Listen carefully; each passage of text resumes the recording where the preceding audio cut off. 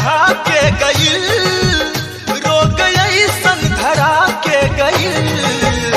आइल ही तई में ऊ 4 दिन खातिर बाकी हल्फा मचा के गईल।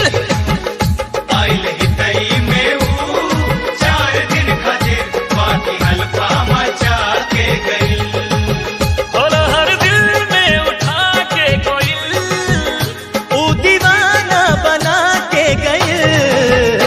आइल ही तई में ऊ 4 दिन खातिर बाकी हल्फा मचा के गईल। आइल ही तई में ऊ 4 दिन खातिर बाकी हल्फा मचा के गईल।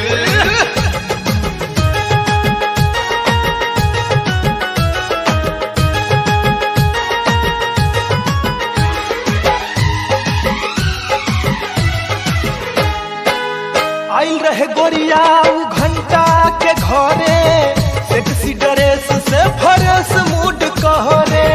जब जब याद आवे वो कर सुरतिया, तब तब धक से धड़क जाला छतिया। हो कौनो बूटी सुना के गईल, हजियत जिंदगी मुआ के गईल। आइल ही तई में ऊ 4 दिन खातिर बाकी हल्फा मचा के गईल। हो आइल ही तई में ऊ 4 दिन खातिर बाकी गर्दा उड़ा के गईल।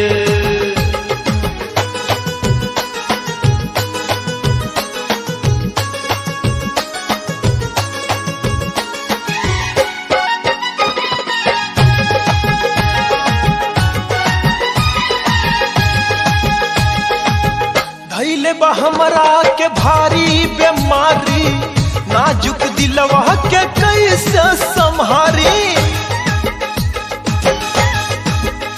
ओ धैले बा हमरा के प्यार के बीमारी, नाजुक दिलवा के कैसे संभारे।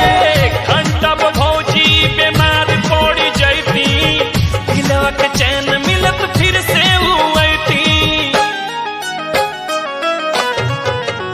लहर दिल में उठा के गए, हो नाही कुछ बता के गए। आइल ही तई में ऊ 4 दिन खातिर बाकी हल्फा मचा के गई। हाय रे आइल ही तई